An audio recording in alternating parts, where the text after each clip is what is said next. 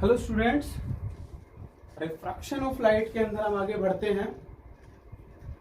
जो आपने पीछे वाले वीडियो देख लिया होगा, रिफ्रैक्शन ऑफ लाइट का क्या है, रिफ्रैक्शन लॉज क्या है, कॉज क्या है, रियल एंड अपरेंट डेप्थ क्या है, लैटरल डिस्प्लेसमेंट, लैटरल शिफ्ट क्या है, ये चीजें हमने डिस्कस कर ली। ठीक है, आगे बढ़ते हैं। टोटल इंटरनल रिफ्लेक्शन,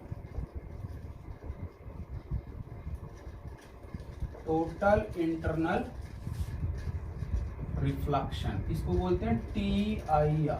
अब ध्यान से समझना, एक चीज है इसके अंदर, यहाँ पे मैंने रिफ्लेक्शन लिख दिया। क्या लिख दिया? रिफ्लेक्शन।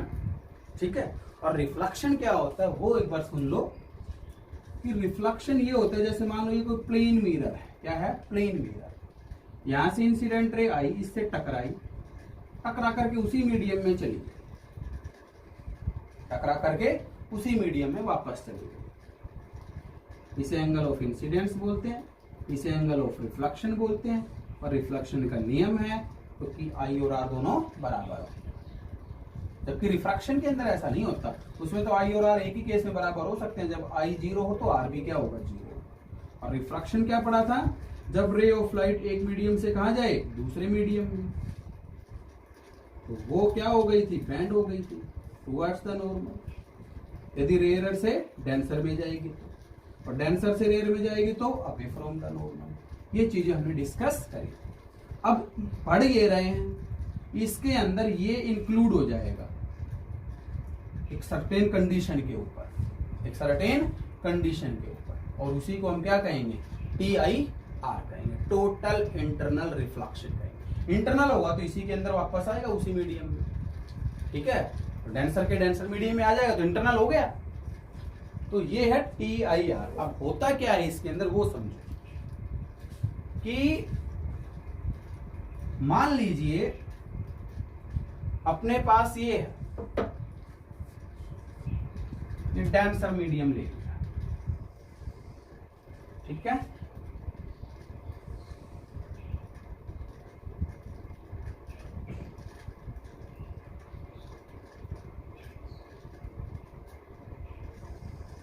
ये डेंसर मीडियम ले हो गया। यहां से O पॉइंट है जैसे, और हमने कहा था कि यदि इंसिडेंट रे नॉर्मल के साथ कितना एंगल बना रही है? 0 बना रही है, तो R भी 0 होगा। सीधी आई थी, कहां चली जाएगी? सीधी चली जाएगी। समझ गए? दूसरा केस ये था कि जब ये रे ऑफ लाइट डेंसर से कहां जा रही है? डेंसर से कहां जा रही है? रेयर। एयर मान लेता हूं, तो किधर बैंड होगी? बताओ किधर बैंड होगी? Away from the normal, away from the normal. हो गई बैंड? हो गई या नहीं हो? अब फिर से एक इंसिडेंट रे और ले ली। एंगल ऑफ इंसिडेंस लगातार क्या कर रहा हूं? बढ़ा रहा हूं ना। ठीक है, एंगल ऑफ इंसिडेंस देखो, पहले तो 0 था, फिर आई कर दिया और बढ़ा दिया, और इतना बढ़ा दिया कि जो ये रिफ्रैक्टेड रे है वो इस सरफेस के ही क्या हो गई? सेम डायरेक्शन में होगा, अलोंग होगा। सरफेस के क्या हो गई? अलोंग हो गई।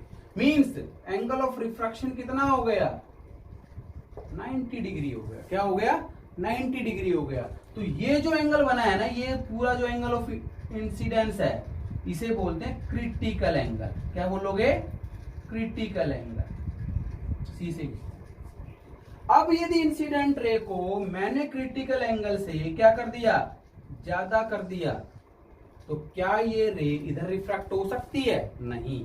तो क्या होगी? ये रे वापस आ जाएगी इसी मीडियम के अंदर। इसी मीडियम के अंदर क्या आ जाएगी? वापस। मीन्स यहां पे जो एंगल बनेगा I डैश और यहां पे जो एंगल बनेगा R डैश, वो दोनों क्या होंगे? बराबर। इसे TIR बोलोगे। ठीक है, क्या बोलोगे? TIR। एक कंडीशन आ गई ना, स्पेशल केस आया कि एंगल ऑफ इंसिडेंस को यदि मैं ग्रेटर देन क्रिटिकल एंगल करता हूं, ये एंगल ऑफ इंसिडेंस है, ये वाला, आई की वैल्यू यदि सी से क्या है, ज्यादा है तो TIR होगा, नहीं तो नहीं होगा। और सी क्या है, वो एंगल ऑफ इंसिडेंस जिसके ऊपर एंगल ऑफ रिफ्रैक्शन क्या हो जाए, 90 डिग्री हो जाए, उसे क्या कहोगे, क्रिटिकल है। समझे ना? ठीक है, दोबारा सुन लो। इंसिडेंट रे ये थी तो सीधी चली गई, नो डाउट, I बराबर 0, R बराबर 0। मैंने I को बढ़ाया, R बढ़ा, देखो R बढ़ा, ज्यादा होगा वो, क्योंकि डेंसर से कहां जा रही है, रेयर जा रही है। फिर से बढ़ाया और इतना बढ़ा दिया कि R की वैल्यू क्या हो जाए, 90। उस एंगल ऑफ इंसिडेंस को क्या कहोगे, क्रिटिकल एंगल। अब यदि angle of incidence critical angle से ज्यादा लूं तो रे डेंसर से रेयर में नहीं जाएगी, वो वापस उसी मीडियम के अंदर आ जाएगी। और इसी को क्या बोलोगे, टोटल इंटरनल रिफ्लेक्शन। ठीक है, क्या, टोटल इंटरनल रिफ्लेक्शन। अब ये समझ आ गया ना, तो लिखना है बस, वो कुछ नहीं करना। तो क्या लिखूंगा, देखो, the phenomenon of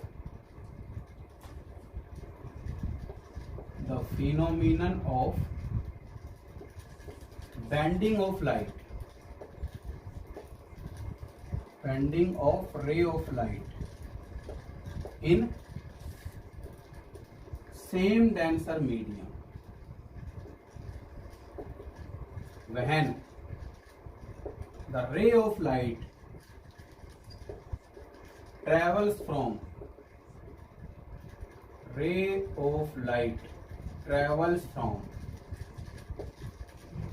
denser to rarer medium is called, क्या कह दोगे उसे, TIR। ठीक है, जब रे ऑफ लाइट डेंसर से रेयर में जाएगी, ठीक है, तो वो एक सिचुएशन के ऊपर वापस उसी मीडियम के अंदर आ जाएगी। ठीक है, उसे हम क्या कहते हैं, TIR कहते हैं। क्या कहते हैं, TIR कहते हैं। कंडीशन क्या है वो सुन लो, एसेंशियल कंडीशंस। कंडीशंस क्या क्या है कि रे ऑफ लाइट, सुनो, डेंसर से रेयर जाएगी तो ही TIR होगा, कभी भी रेयर से डेंसर में TIR नहीं होगा, ये सुन लो। Ray of light should be travels from the ray of light should be travels from denser to rarer medium। दूसरा, the angle of incidence should be greater than critical angle, that is angle I greater than C। तो ये दो condition हो गई TIR, समझ गए होंगे। TIR क्या है और उसकी एसेंशियल कंडीशंस क्या क्या है, लिख लो। TIR क्या हुआ, समझ गए होंगे, जब रे ऑफ लाइट डेंसर से रेयर मीडियम के अंदर जाएगी तो एक सिचुएशन के ऊपर वो वापस, ठीक है, रिफ्रैक्ट ना होकर के वापस रिफ्लेक्ट ही हो जाएगी। रिफ्रैक्शन का मतलब है मीडियम का चेंज होना, और रिफ्लेक्शन का मतलब है मीडियम सेम, बैंड तो हो रही है बट मीडियम सेम। ठीक है, हम उसे क्या कहते हैं, TIR कहते हैं, टोटल इंटरनल रिफ्लेक्शन। जो हीरे चमकते हैं, डायमंड का चमकना, ठीक है, वो TIR के कारण ही होता है। आपको जब हम जाते हैं कई बार सड़क पर तो हमें पानी दिखाई देता है, मिराज जिसको बोलते हैं, मृगचिका, वो हमारा भ्रम है, वो भी TIR के कारण ही होता है। ऑप्टिकल फाइबर्स आपने सुने होंगे, एंडोस्कोपी जिससे करते हैं, वो भी TIR के कारण ही है। तो ये सारी इसकी एप्लीकेशंस हैं। तो पहले तो TIR होता क्या है, फिर उसकी एप्लीकेशंस पे हम चलेंगे। बहुत इंपॉर्टेंट टॉपिक है ये, बोर्ड एग्जाम के लिए भी, कंपटीशन के लिए। ठीक है, क्योंकि बात डायरेक्ट थ्योरेटिकल क्वेश्चन इसके ऊपर आ जाता है। ठीक है, तो इसको इतना लिख लो कि TIR क्या है और उसके एसेंशियल कंडीशंस क्या है। अब मैं बात करूंगा इस एंगल की, कौन से एंगल की, क्रिटिकल एंगल की। क्रिटिकल एंगल होता क्या है, ठीक है, ये क्रिटिकल एंगल क्या होता है, इतना लिख लो। यहां से मैंने डेफिनेशन लिखी है और इसकी कंडीशंस लिखी है। अब क्रिटिकल एंगल क्या होता है वो डिस्कस कर रहा हूं।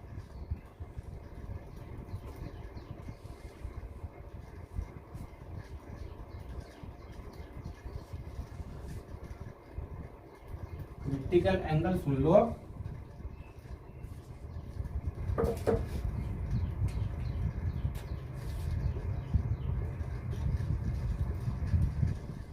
ये वो एंगल ऑफ इंसिडेंस है जिसके ऊपर एंगल ऑफ रिफ्रैक्शन क्या हो रहा है, 90 degree.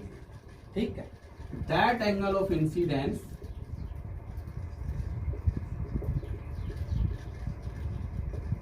at which angle of refraction,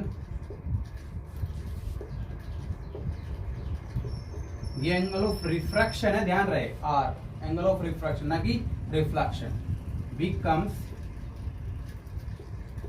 90 degree. ठीक है, तो एट जब आई की वैल्यू सी है तो आर की वैल्यू कितनी है, 90 है। यही पढ़ा था, समझ गया नहीं समझ गया? इसको मीडियम 1 मान लू, इसको क्या मान लू, 2। समझना ध्यान से, कहां से कहां जा रही है, डेंसर से रेयर। तो रिफ्रैक्टिव इंडेक्स ऑफ किसका लिखोगे, 1 का, किसके रेस्पेक्ट में, 2 के रेस्पेक्ट में। बताया था बहुत अच्छे से कि ये कब लिखना है, ये कब लिखना है। जिसके अंदर आ रही है यहां लिखना है, जहां से आ रही है यहां लिखना है। किसके बराबर होता है, sine i upon sine r. But हमें तो एयर का तो 1 ही होता है, तो रिफ्रैक्टिव इंडेक्स किसका होगा, डेंसर का ही तो दिया हुआ होगा। इसको क्या लिखोगे, μ21 रेसिप्रोकल करके लिख दो। नहीं बताया था क्या, बताओ। μ21 क्या बता रखा है, 1 अपॉन μ12 बता रखा है, समझ गए। तो μ21 साइन आर की वैल्यू 90 है, कब, जब आई की वैल्यू कितनी है, सी। तो साइन 90 क्या हो गया, 1। तो यहां से मेरा क्या आ गया, μ21 बराबर 1 अपॉन साइन सी, या सिंपली म्यू बराबर लिख दो 1 अपॉन साइन सी।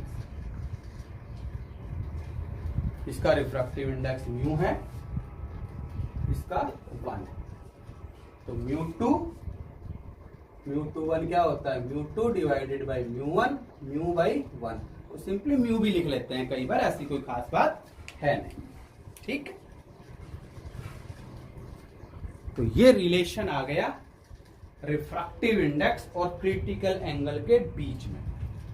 ठीक है, मींस यदि रिफ्रैक्टिव इंडेक्स दिया हुआ होगा तो क्रिटिकल एंगल निकाल सकते हो, क्रिटिकल एंगल दिया हुआ होगा तो रिफ्रैक्टिव इंडेक्स निकाल सकते हो। ठीक, ये लिख लो, ये है क्रिटिकल एंगल और रिफ्रैक्टिव इंडेक्स के बीच में रिलेशन।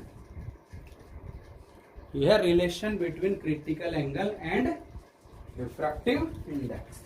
ठीक, इसको नोट कर लो कि म्यू बराबर होता है अपना 1 अपॉन साइन सी, या साइन सी बराबर 1 अपॉन म्यू। हो गया, समझ गए। अब इसकी एप्लीकेशंस की बात करते हैं। बहुत ही इंपॉर्टेंट टॉपिक है, बता रहा हूं पहले, बार बार ध्यान से इसको समझ के करना है। अब इसकी एप्लीकेशंस की हम बात करेंगे, इतना नोट कर लो। अब एप्लीकेशंस ऑफ TIR करते हैं।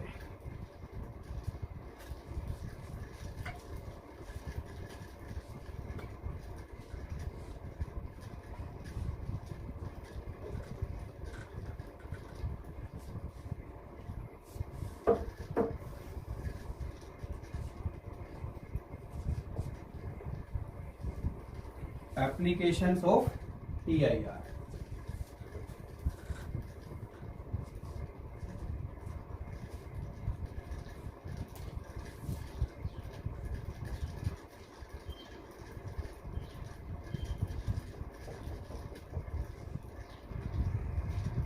लिखो पहली, ब्रिलियंस ऑफ डायमंड। ठीक, ब्रिलियंस ऑफ डायमंड, हीरे का चमकना। जैसे देखा होगा आपने हीरा, वैसे तो कहाँ देखते होंगे, टीवी वगैरह में देखा होगा, उसकी शेप देखी होगी, कट्स होते हैं उसके साइड में। ठीक है, कॉनिकल शेप होती है और साइड में क्या होते हैं, कट्स होते हैं। वो कट्स उसी वजह से होते हैं कि हमें एंगल, इतना एंगल करना है कि इसके अंदर एक बार लाइट घुस जाए तो वहां वो अंदर ही अंदर क्या हो, TIR करती रहे, TIR करती रहे, इधर उधर घूमती रहे। ठीक है, तो रिफ्रैक्टिव इंडेक्स जो होता है डायमंड का, एक लाइन तो लिखते हैं ना, it is due to it happens due to TIR। अब ध्यान से सुनो, रिफ्रैक्टिव इंडेक्स ऑफ डायमंड वो होता है 2.42। कितना? 2.42। तो जब डायमंड का रिफ्रैक्टिव इंडेक्स आ गया तो म्यू डी ए आ गया 1/sin c। तो sin c की वैल्यू हो गई 1/म्यू डी ए, तो ये आ गया 1/2.42। अब एक बात बताओ, आप जानते हैं 11th में भी आपने टेबल देख ली होगी नेचुरल साइन की, ये कुछ ना कुछ तो वैल्यू आएगी। c बराबर क्या आ जाएगा? Sine inverse divided by 1। इसको सोल्व करना 0.4 समथिंग आएगा, तो उसके ऊपर c की वैल्यू देखोगे तो ये लगभग आपको 24.4 डिग्री मिलेगी।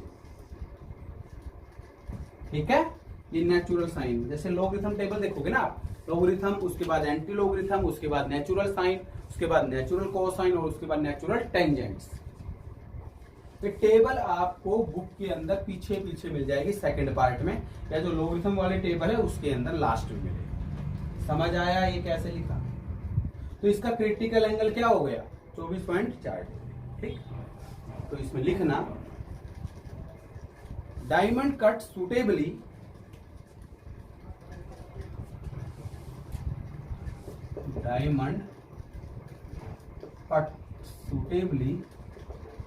उसके कॉर्नर से कट किया जाता है suitably such that light enters through diamond greater than critical angle, और क्रिटिकल एंगल की वैल्यू है c बराबर 24.4 degree. So it suffer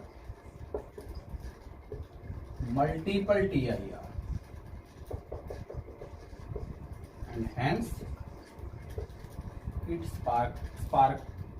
sparkles, ऐसे बोलते हैं स्पार्कल्स, है ना, या ब्रिलियंस, कुछ भी कह दो। Hence diamond sparkles.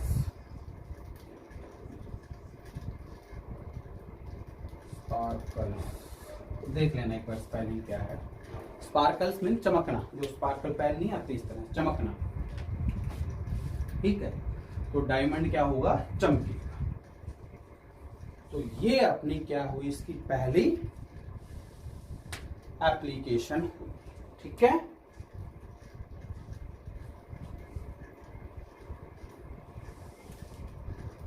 लिख लो इसको।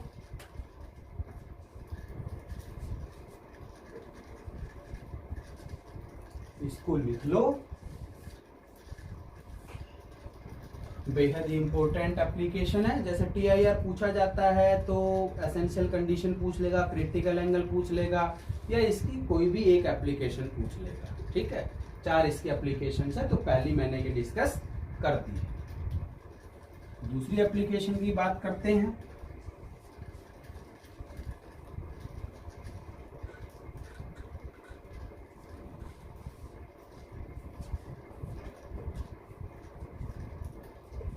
दूसरी है मिराज। ये एक ऑप्टिकल इल्यूजन है। क्या है? एक ऑप्टिकल इल्यूजन है। होता नहीं है बट बस अपीयर होता है, दिखाई देता है। जैसे डेजर्ट्स के अंदर सड़क पे चलते हैं तो पानी दिखाई देता है, जैसे मरुस्थल के अंदर ऊंट इधर उधर भटकता रहता है। क्यों? क्योंकि उसको पानी दिखाई देता है, जबकि ऐसा होता नहीं है। ठीक है, तो ऐसा क्यों होता है वो सुनो।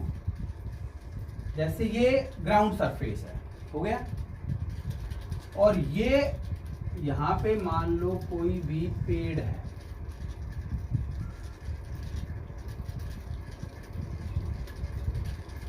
ठीक है, कोई भी पेड़ है, अच्छा से बना लेना। और ये अर्थ के जो एटमॉस्फेयर है उसकी लेयर्स हैं।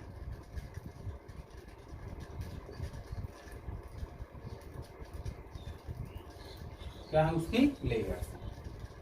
ठीक है, ये अर्थ का जो एटमॉस्फेयर है उसकी लेयर्स। अब आप जानते हो जैसे जैसे ऊपर जाते जाते हैं हवाएं जो है ना वो ठंडी होती चली जाती है। ठीक है, जैसे जैसे अर्थ के सरफेस से ऊपर जाएंगे हवाएं ठंडी होती चली जाती है, मॉइस्चर बढ़ता चला जाता है, ठीक है।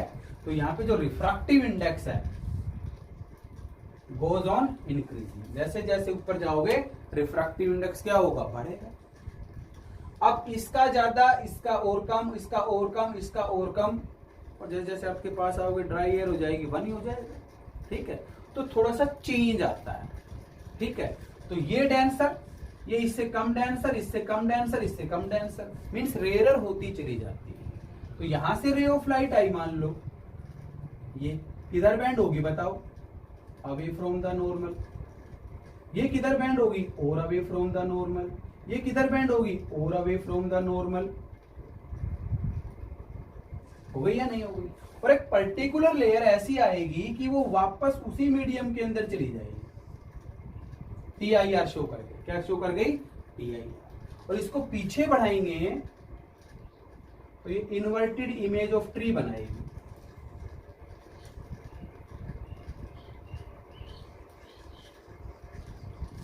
ठीक।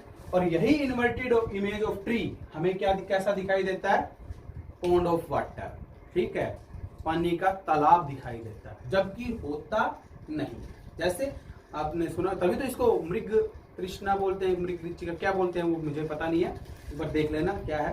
कि जैसे हिरन है वो इधर उधर भटकता रहता है खुशबू की मतलब खोज में, कि भाई खुशबू आ रही है, कहाँ से आ रही है, जबकि खुशबू उसके अंदर से आ रही है, नाभि से आ रही है, ठीक है। तो इसलिए इसको मिराज बोल देते हैं। क्या लिखेंगे, और ये है warmer air near earth surface.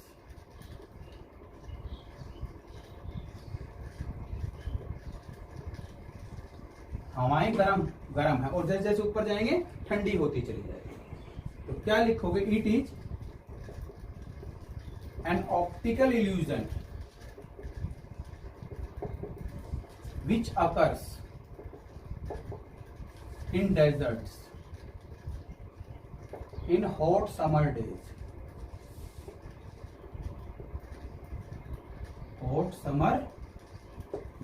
ठीक है। in this illusion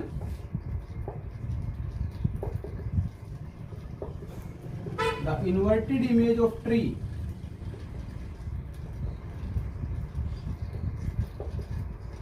appears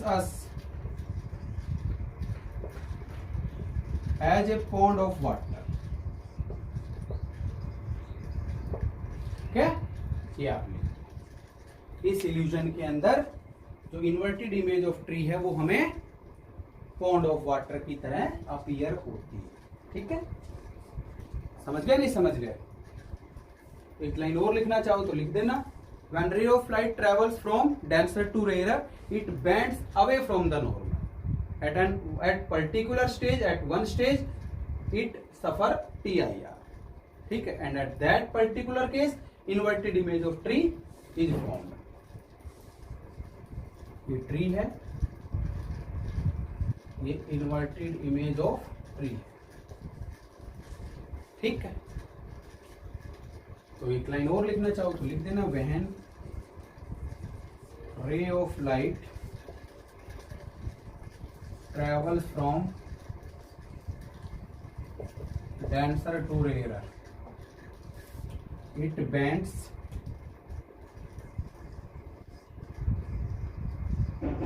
away from normal and at a particular stage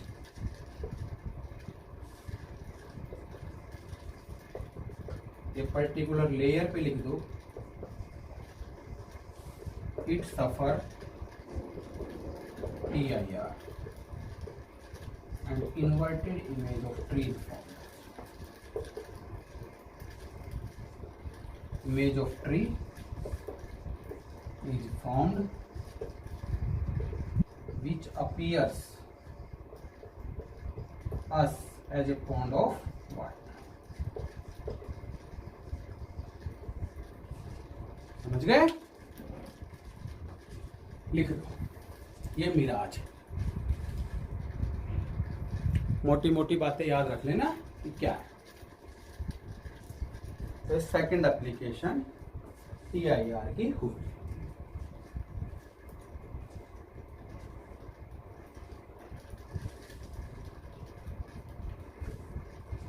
third application करते हैं, इसको लिख लेना।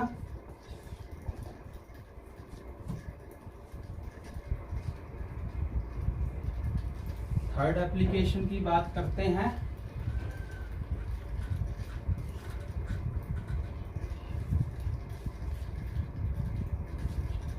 Totally internally reflecting glass prisms. Totally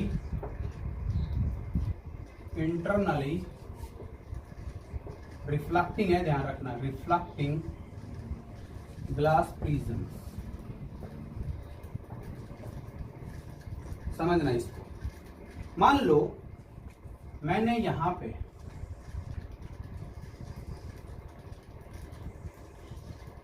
right angle isosceles glass prism लिया। क्या है? Right angle isosceles glass prism. Right angle isosceles CELES देख लेना एक बार ग्लास प्रिज्म। ये तो 90 डिग्री हो गया यहाँ पे, और ये साइड और ये साइड दोनों क्या हो गई? बराबर हो गई। Right angle isosceles glass prism. सुनो, ग्लास प्रिज्म है तो रिफ्रैक्टिव इंडेक्स होता है कितना? 1.5। भाई ग्लास है, रिफ्रैक्टिव इंडेक्स 1.5 है। साइन सी की वैल्यू है अपने पास क्या? 1/μ। साइन सी आ गया 1/1.5, तो ये आ गया 10/15, 5 दूनी 10, 5 तिया 15। तो साइन सी की वैल्यू हो गई 0.6666 हो गई। इसके ऊपर अगेन वैल्यू देखना, सी की वैल्यू आपको मिलेगी 42 डिग्री। कितनी? 42 डिग्री। क्रिटिकल एंगल आ गया प्रिज्म के लिए कितना? 42 डिग्री। ठीक है, प्रिज्म के लिए क्रिटिकल एंगल की वैल्यू आ गई कितनी? 42 डिग्री। समझ गए होंगे? अब यहां से सुनो, यदि मैं इस फेस के ऊपर, देखिए उसमें तो कोई दिक्कत ही नहीं, आई बराबर 0 तो आर बराबर 0 होगा, सीधी चली जाएगी, कोई दिक्कत वाली बात है नहीं। ठीक है, यहां पे इंसिडेंट कराई, ये नॉर्मल हो गया। ये एंगल आप जानते हैं 45, ये भी 45, ये हो गया 45।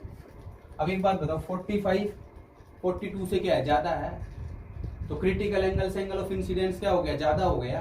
तो इधर तो जाएगी ही नहीं, क्या होगी? वापस आ जाएगी। और कितने एंगल पे? जितना एंगल ऑफ इंसिडेंस होगा उतने ही एंगल पे वापस आ गई। समझ गए? तो दूसरी ले हो तो ये ले लो, ये भी 45 पे ही है, ये भी वापस आ गई।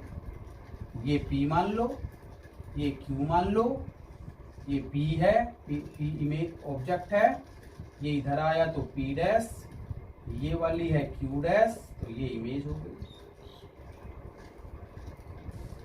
90 डिग्री के ऊपर इमेज बनी। ऑब्जेक्ट सीधा खड़ा था, ऑब्जेक्ट सीधा खड़ा था ऐसे, इमेज ऐसे बनी है, कितने एंगल पे? 90 डिग्री पे। ऑब्जेक्ट सीधा खड़ा था ऐसे, इसकी इमेज ऐसे बनी है, देखो इसमें से पास होने के बाद 90 डिग्री के ऊपर इस तरह से ये इंटरनली रे को रिफ्लेक्ट करेगा। और क्यों करेगा? क्योंकि हमने एंगल ऑफ इंसिडेंस जो लिया 45 डिग्री, वो 42 डिग्री से, ठीक है, क्रिटिकल एंगल से क्या है? ज्यादा है। तो totally internal reflecting glass prism, एक तो ये डायग्राम है। दूसरा आप ये कह सकते हैं कि 180 डिग्री के ऊपर कैसे रिफ्लेक्ट करता है। इसके लिए मैंने प्रिज्म को ऐसे ले लिया,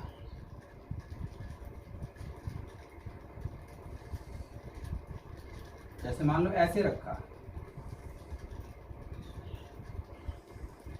राइट एंगल ही है, रखा ऐसे है, 90 डिग्री है, इस तरह से प्लेस कर दिया, ए बी और क्या इस तरह से रख दिया। अब यहां से ये भी 45, ये भी 45, यहां से रे ले रहा हूं, ये आई 45 पे, इधर गई, फिर 45 पे टकराई, फिर वापस दूसरी ले 45 पे टकराई, ये 45 डिग्री है, ये भी 45 डिग्री है, वापस जाएगी इधर, फिर 45 पे आई, फिर वापस। तो ये थी मेरी P, तो ये हो गई P डैश, ये थी Q, ये हो गई Q डैश। तो ये ऑब्जेक्ट इस तरह से रखा है, इमेज ऐसे बनी। ऑब्जेक्ट ऐसे रखा था, इमेज ऐसे बनी। कितने डिग्री पे? 180। ऐसे रखा था, इमेज ऐसे बनी। हो गई या नहीं? इसमें ऑब्जेक्ट ऐसे रखा था, इमेज ऐसे बनी 90। तो दोनों डायग्राम आप लिख लेंगे। हुआ क्यों? TIR के कारण ऐसा हुआ, क्योंकि हमने एंगल ऑफ इंसिडेंस क्या ले लिया? 45 ले लिया, जो कि 42 से ज्यादा है। ठीक है, इसको नोट कर लो। इसको क्या कर लो? नोट कर लो।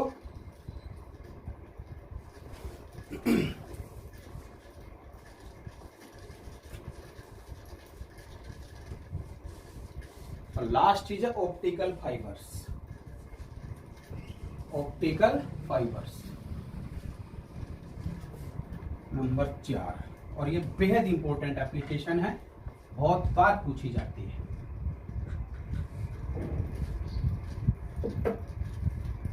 ऑप्टिकल फाइबर्स,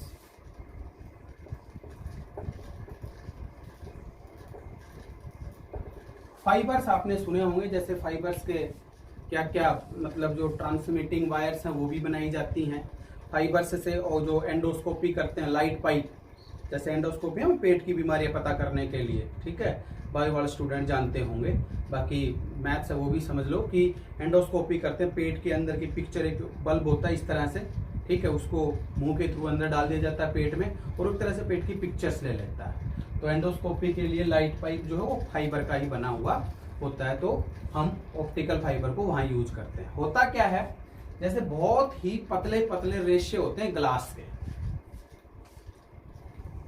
बहुत ही पतले पतले रेशे होते हैं किसके?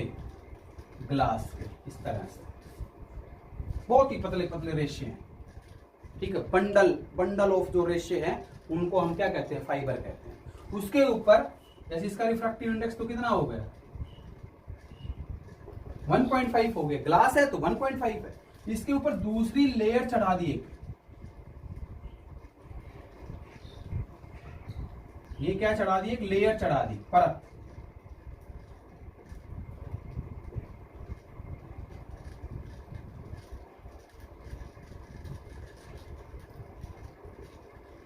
एक परत चढ़ा दी जिसका रिफ्रैक्टिव इंडेक्स 1.5 से कम है। म्यू डैश कितना? 1.48। तो ये डेंसर हुआ, तो ये क्या हुआ? रेयर हुआ। हो गया नहीं हो गया? रे ऑफ लाइट इसके अंदर जब एंटर कर गई तो it suffer multiple TIR।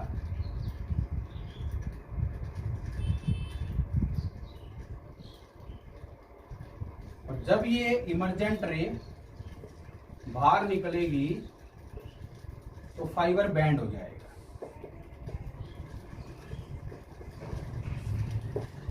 Fibre band हो जाएगा ड्यू टू TIR। तो इसमें एक लाइन लिख लो, ऑप्टिकल फाइबर क्या है? लिखो,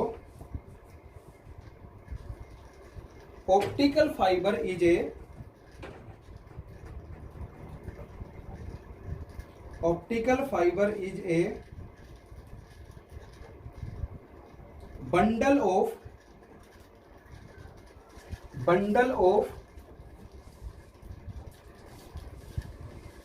thin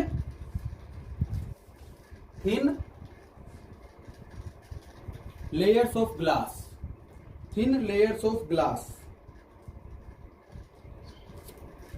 surrounded by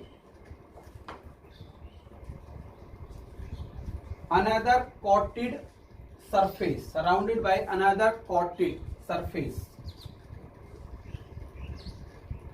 COATD, surrounded by another coated surface of less refractive index, refractive index. तो ये फाइबर है, ठीक है। यूजेस लिख लो इसके, या इसकी एप्लीकेशन कह दो या यूजेस कह दो। पहली, bundle of optical fibre is called light pipe. A bundle of optical fibre is called light pipe which is used in endoscopy, which is used in endoscopy, ठीक है। दूसरा है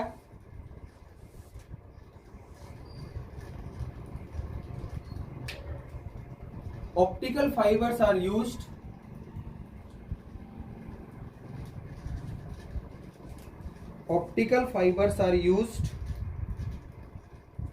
in transmitting and receiving signals, in transmitting and receiving the signals in communication purpose, that is telephone wires कह दो। जैसे telephone जो landline की wires होती है, टेलीफोन वायर्स, उनके अंदर यूज होता है। लीज लाइन जो होती है जैसे भी, वहां पे ये यूज होता है, ठीक है। और they form photographic sensors, photographic sensors बनाते हैं। They form photographic sensors. तीसरा है जैसे फोटोग्राफिक सेंसर्स के लिए भी ये यूज होती है। तो भाई ये अपना क्या था, TIR था और उसकी एप्लीकेशंस थी, ठीक है।